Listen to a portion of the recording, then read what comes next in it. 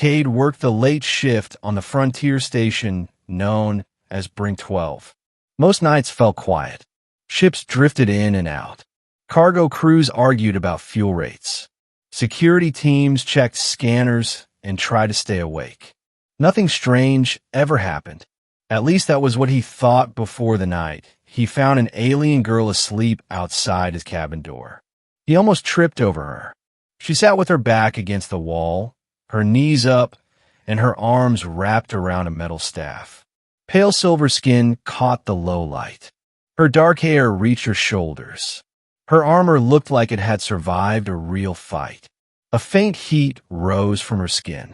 She looked young, maybe his age. Cade crouched. He kept his voice soft. He did not want to scare her. He asked if she was hurt. She did not answer. She looked up at him, then she leaned forward, and before he understood what happened, she slipped past him and walked inside his cabin. She set her staff against the wall. She lay down on his bed and fell asleep like someone who had traveled a long way and finally reached a safe place. Cade stood there in shock. He checked the hallway for anyone chasing her. Nothing. He called station medics, but the signal failed twice. He tried again. Still nothing. He sighed. He looked at the girl on his bed. She breathed in long, slow waves. She was calm. He decided to let her rest for a moment. He pulled a chair to the door and stayed awake to keep watch. An hour passed. Then two. Cade felt heavy and tired, but he kept his eyes on the door. He could hear the steady hum of the station. A small glow pulsed from the girl's armor, like a soft warning light that never fully activated. He whispered to himself, "Who are you? Why me?" Before he found any answer, alarms echoed through the station. Red lights flashed along the hallway. The floor shook under his feet. A roar rolled through the air. Not an explosion, more like a ship docking too fast. Then another roar followed, deeper and louder. Cade opened the door. The hallway shook again. Light flickered. A huge shadow cut across the corridor as a tall figure approached. Her steps sounded like metal boots striking stone. She ducked under the ceiling pipes. Her armor looked carved from dark stone. Her eyes burned with bright green fire. She was at least 8 feet tall. When she saw him, she pointed a long spear at his chest and shouted, "Why is my warrior Heiress curled up in your room? Human." Cade froze. He raised his hands. He tried to speak, but the words stuck. The giant woman pushed past him with surprising speed. She spotted the sleeping girl and let out a sharp breath. She checked her pulse, touched her forehead, and pulled a thin sheet over her, as if she were a child. Then she turned toward Cade again. "What did you do to her?" Cade swallowed. "Nothing. She showed up outside my room. She walked in on her own." The Empress studied him. Her eyes narrowed. She scanned the cabin. She scanned him again. Her voice came out lower, calmer, but still fierce. "My scouts traced her signal to this station. I thought she was captured. Instead, I find her in a human bunk room." Cade nodded. He explained everything he saw. The Empress listened without blinking. When he finished, she lifted her spear and pointed toward the door. "Come with me." Cade followed her into the hallway. The ground crew stared at her with fear. Some hid behind crates. Others aimed weapons, but lowered them once she looked in their direction. The Empress walked toward the main dock. 3 massive ships blocked the view outside. Their hulls looked alive, like scales that shifted with the light.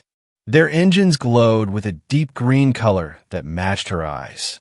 As Cade walked beside her, he felt the weight of her presence. She spoke again, her tone steady. "My daughter is the future ruler of our clans. She escaped a battle against our old enemies. She should have returned to our ships. Instead, she came here. To you. Do you know why?" Cade shook his head. "I have never met her before." The Empress studied him longer. "You carry no weapon. Your room was open. She sensed your calm. That means you remind her of someone she trusts." Cade stared at the floor. He had no idea what to do with that information. The Empress stopped at the dock.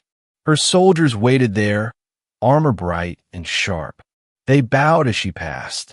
She ordered them to lower their weapons. Then she faced Cade again. You showed her safety when she had no strength left. That act binds you to her path. Cade blinked. Hold on. I just let her sleep. In our law, that matters, she said. My daughter must complete a return rite. She must stand before our clans and name a witness. She came to you, so you will stand with her. Cade felt his pulse jump. I'm not a warrior. I work at a fuel desk. The Empress pressed the end of her spear to his shoulder. It did not hurt, but it carried heavy meaning. You will not fight. You will speak for her. She may wake soon. If she calls your name, you must answer. The station shook again as cargo clamps locked around the alien ships. A group of medics arrived. The Empress motioned for them to wait. She dismissed the soldiers. Then she placed a communication band in Cade's hand. Stay close. When she wakes, this will alert you. Cade looked at the device. It felt warm. A small pulse came from it, steady and alive. He nodded. Then he asked the Empress the one thing that scared him most. What happens if she does not call my name?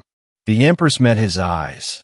Then her answer came in a calm, steady tone.